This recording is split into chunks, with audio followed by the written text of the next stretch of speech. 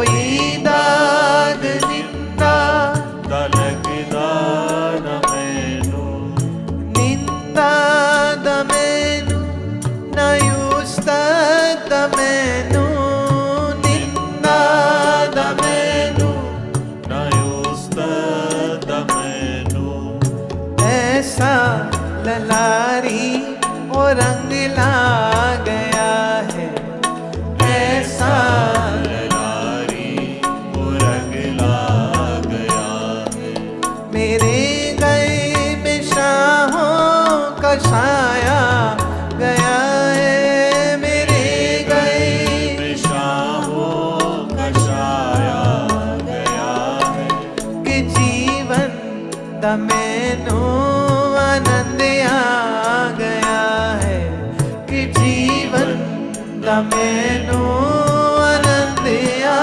गया है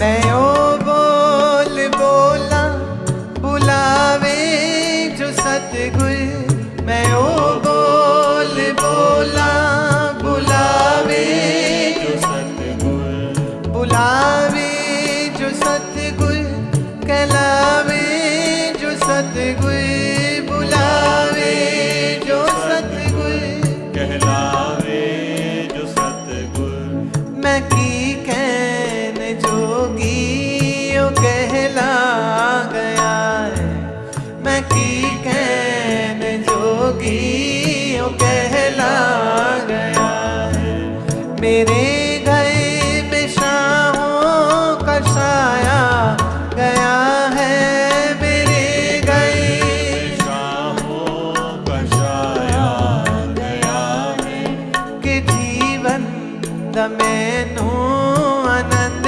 आ गया है कि जीवन दमेनु आनंद आ गया है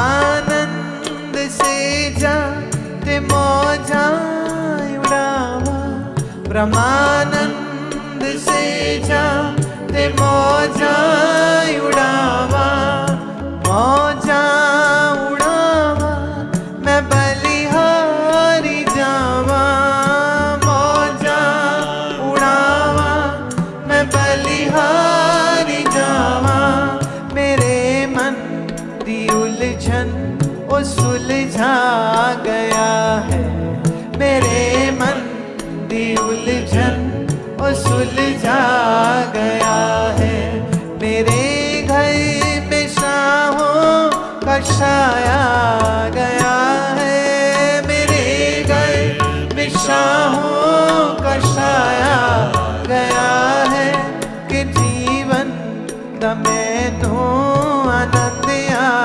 गया है कि जीवन दमेनु आनंद आ गया है कि जीवन दमेनु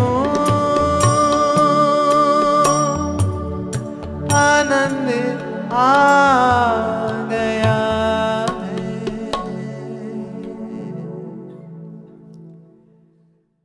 वाह वाह। छांदोग्य उपनिषद में श्लोक आता है तरति शोकम आत्मवित्। जिसने आत्मा को जाना वो शोक से तर जाता है, वो अशोक हो जाता है। अशोक शब्द का अर्थ क्या है? जिसमें शोक नहीं होता है। ये शोक से कौन तरेगा? जो आत्मा को जान लेगा। तो आत्मा को जानते ही तरति शोकम आत्मवित्, आत्मा को जानते ही तुम शोक से पार। इसका अर्थ क्या हुआ? अगर तुम शोकातुर हो, meaning if you are in stress and sufferings, then choose the path of knowing what the real self is. Only then you will be off the stress. आजकल स्ट्रेस ज्यादा है ना, तो स्ट्रेस दूर करने वाले बड़े लोग आ गए, किताबें आ गई, म्यूजिक आ गया, और पता नहीं क्या कुछ आ गया, साइकेट्रिस्ट आ गए, साइकोलॉजिस्ट आ गए, सब कह रहे आप हमारे पास आइए, हम आपको दवा देंगे। लोराज़ेपम दे दिया। अब लोराज़ेपम खाते खाते क्या है, दिमाग ही खराब हो जाएगा। लोराज़ेपम खाओ सोते रहो, लोराज़ेपम खाओ सोते रहो, सोते रहो सोते रहो सोते रहो, क्योंकि उनके पास और तो कोई उपाय है नहीं तुम्हें शोक मुक्त करने के लिए। अच्छा भाई शोक क्यों हो रहा है? मेरे साथ ये बुरा हो गया, मेरे साथ ये बुरा हो गया, मेरे साथ ये बुरा हो गया, मेरे साथ ये बुरा हो गया, इसलिए वो शोक में है। ज्ञान क्या करता है? ज्ञान कहता है जिस शरीर को तकलीफ आई वो शरीर तो है नहीं। जिसने तकलीफ दी कोई पूर्व कर्म का लेखा जोखा था, जो हिसाब बराबर बंदा कर गया। अब अगर तू पलट के वापिस लड़ेगा, नया खाता खुल जाएगा।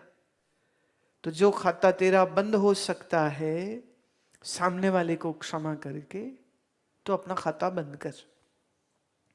देह तू है नहीं, मन तो है नहीं, तो शोक किसको? तरति शोकम आत्मवित्। जो आत्मवित् है वो शोक से तर जाता है। गोलियां खाने से शोक दूर नहीं होगा, शराब पीने से शोक दूर नहीं होगा। एक आदमी रोज शराब पीता था। पत्नी कहती क्यों पीता है? कहती मैं बड़ा दुखी हूं। कहती अच्छा आज फिर मैं भी दुखी हूं, मैं भी पीती हूं। उससे लगा मैं ऐसी बात बोलूंगी तो उसको शर्म आ जाएगी, तो वो शराब नहीं पिएगा। वो कहता अच्छा चलो अब दोस्तों की इंतजार नहीं करनी पड़ेगी, दोनों बैठ के पिया करेंगे।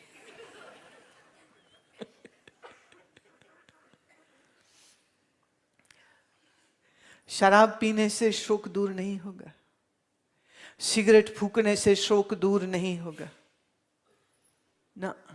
शोक कैसे दूर होगा? अपना नाम अशोक रख लो, उससे दूर हो जाए? नहीं, उससे भी नहीं होगा। कैसे दूर होगा? तरति शोकम आत्मवित्। देखिए 3 शब्दों में सारी बात क्लियर कर दी मैंने। इन वे वो पूछते हैं शोक है, आत्मज्ञान कर लो, और आत्मज्ञान होगा तो शोक नहीं होगा। ये 2 काम नहीं होते। कोई बोले ऐसे तो हम आत्मज्ञानी हैं, ऐसे हम रोते रहते। ये कैसे आत्मज्ञानी हो भाई साहब? 25 साल पहले क्या हुआ उसको रो रहे हैं बैठ के, और ऐसे तो मैं सारा ज्ञान है। कैसा ज्ञान है ये? ज्ञानी वर्तमान में जीता है। जो बीत चुका वो स्वप्न है, जो आया नहीं वो भी स्वप्न है, जो चल रहा है वो भी स्वप्न है। स्वप्न के लिए क्या शोक करूं? तरति शोकम आत्मवित्। तो आत्मवान बनो, नो thyself। अभी युद्ध शिविर था ना, बड़े बच्चे एक ही सवाल पूछते थे, हमारे परसेंटेज अच्छी कैसे आए, हम नंबर 1 कैसे आए। मैंने कहा बेटा तुम्हें नंबर 1 क्यों आना है, अकलमंद कैसे बनूं ये पूछो। अकल का परसेंटेज से कोई लेना देना नहीं। नहीं एमबीए नहीं करेंगे, अच्छे नंबर नहीं आएंगे, तो फिर ये नहीं होगा। फिर मैं रुक रुक रुक रुक रुक 5 लाख अरब रुपए का बिजनेस बनाने वाला भारत का गुजराती 9वीं पास है था, अब तो है नहीं वो जिंदा। धीरू भाई अंबानी 9वीं पास, कितना बड़ा बिजनेस खड़ा किया।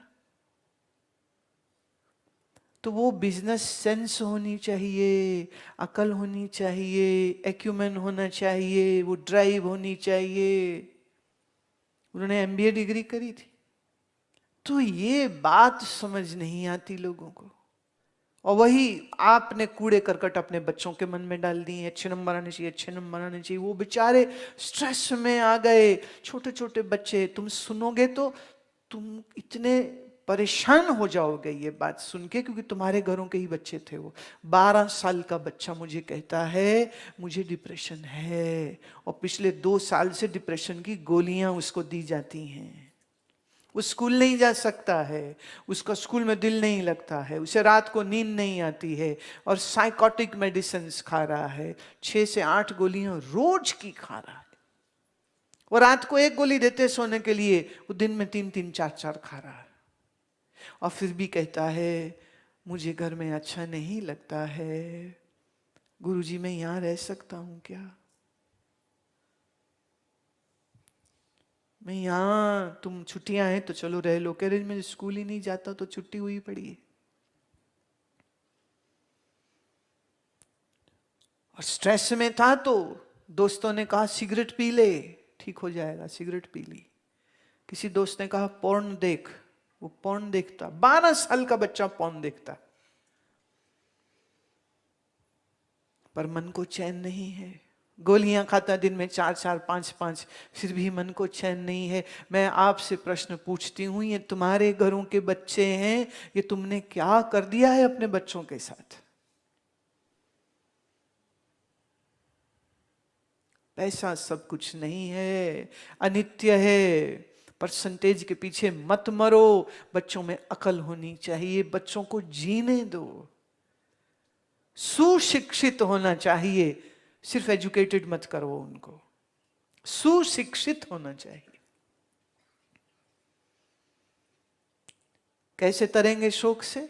आत्मवान होके, आत्मज्ञान प्राप्त करते ही तरंती शोकम, शोक से हम तर जाते हैं।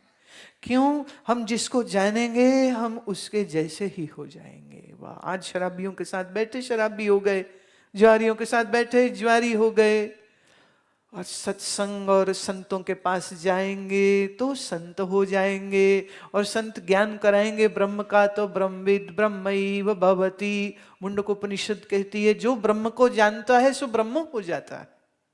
हो जाता है कि था ही, बस समझ नहीं थी, बोध हो गया, बोध हो गया, पता चल गया, अरे वाह वाह हम कौन हैं, हम तो सच्चिदानंद हैं, देह तो है नहीं, मन तो है नहीं। अपना आनंद स्वरूप देख के गदगद हो जाता है। आइए, इस ग्रंथ का क्या है प्रयोजन?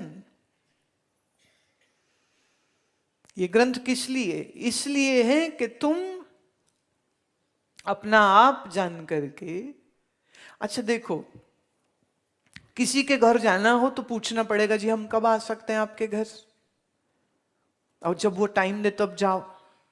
पर अपने ही घर जाना हो तो किससे अपॉइंटमेंट लो? हैं? किसी से भी नहीं, अपने घर जाना है जब मर्जी चले जाओ। ऐसे ही किसी अन्य को जानना हो तो कठिन हो सकता है, यहां तो अपने आप को ही जानना है, कैसे मुश्किल हो सकता है?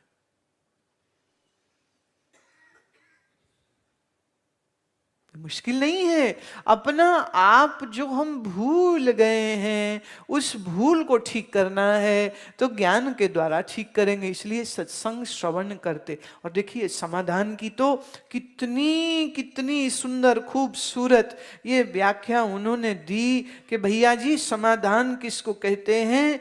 जब आप श्रवणादो श्रवण करते हो तद गुणों विषये, किसका? उस ब्रह्म के बारे में जब सुनते हो, निग्रहीतस्य च मनः, तो मन तुम्हारा एकदम इंटीग्रेटेड हो जाता है, मन एकदम टिक जाता है।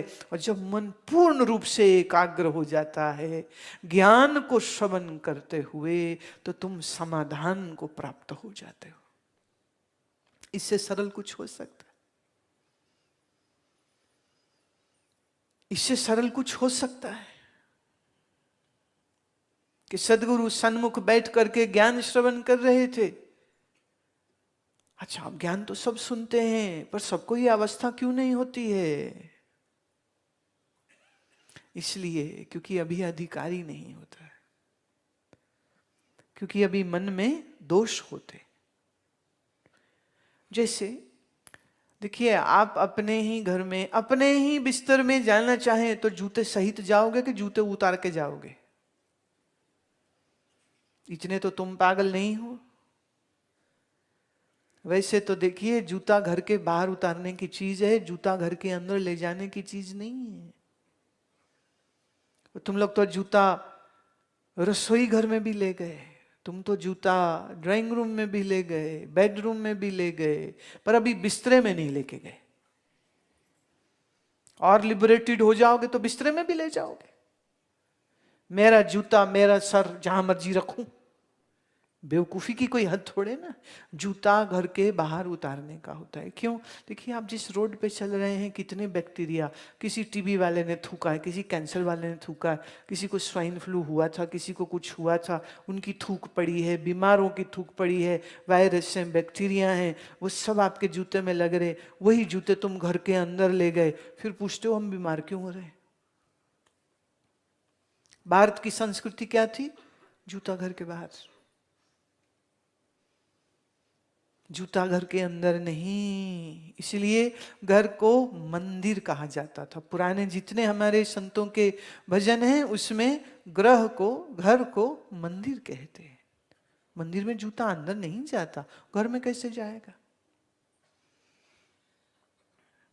किसी अन्य को जानना हो तो कष्टकारी हो सकता है, अपना आप ही जानना है कैसे मुश्किल हो सकता है। तो मन में जो अवगुण हैं, मन में जो विकृतियां हैं, मन में जो विक्षेप हैं, जो राग हैं, जो इच्छाएं हैं, इन्होंने तुम्हें पागल बना के रखा हुआ है। तो ये पागलपंथी को ठीक करना होगा। और ये पागलपंथी ठीक करके जब सदगुरु को सुनेगा, सच जानिए तुम स्वानुभव से ये बात बोल रहे हैं। हम जब बैठ के सुनते थे तो सुनते हुए में ऐसी एकाग्रता सज जाती थी, पूरा संसार जैसे खत्म हो गया, है ही नहीं, और सिर्फ उनके शब्द सुनते थे। और फिर एक वक्त ऐसा आ जाता था, आंख बंद हो जाती थी, और आंख बंद हो जाती थी तो फिर शब्द नहीं, सिर्फ ध्वनि सुनाई देती थी। क्योंकि शब्द का अर्थ मन बुद्धि करते हैं, और जब मन लीन हो गया तो उस शब्द का अर्थ करेगा कौन? तो फिर शब्द ध्वनि में परिवर्तित हो जाता है। फिर एक समय ऐसा आता है कि वह ध्वनि सुनने वाली चेतना कान से वापिस लौट स्वरूप को गई, तो फिर ध्वनि भी सुननी बंद हो गई। इसी को तो समाधि कहते थे, सविकल्प समाधि। समाधि के लिए कोई अलग यत्न कम से कम मैंने तो नहीं किया। महात्मा बोल रहे हैं, हम सुन रहे हैं, और बस साधु सहज समाधि भली, सहज ही हो गई। और होती भी सहज ही है, ये कुछ करके थोड़ी आती, सहज हो जाती। जो कुछ करके होगी वो कुछ ना करने से चली जाएगी, और जो कुछ किए बिना आएगी वो हमेशा ही रह जाएगी। इसका अर्थ ये नहीं है कि तुम सोचो मैं ये कह रही हूं कि तुम प्राणायाम करना छोड़ दो और आंख बंद करके बैठ के मंत्र करना छोड़ दो। ये मैं उस अवस्था की बात कर रही हूं जो मैच्योरिटी पे, जो बहुत परिशिष्ट मन जब हो जाता है, ये तब ये अवस्था बनती कि कुछ करना नहीं पड़ता है, बिना कुछ किए सहज समाधान में मन रहता है। और इस श्लोक के साथ ये जो अभी हमने किया है प्रयोजनम, ये पहले अध्याय का 29वां श्लोक था, और इस श्लोक के साथ ये पहला अध्याय वेदांत सार का पूरा हो जाता है। इसके बाद दूसरा, तीसरा और फिर चौथा है, तो ये क्रम तो बाद में चलेगा।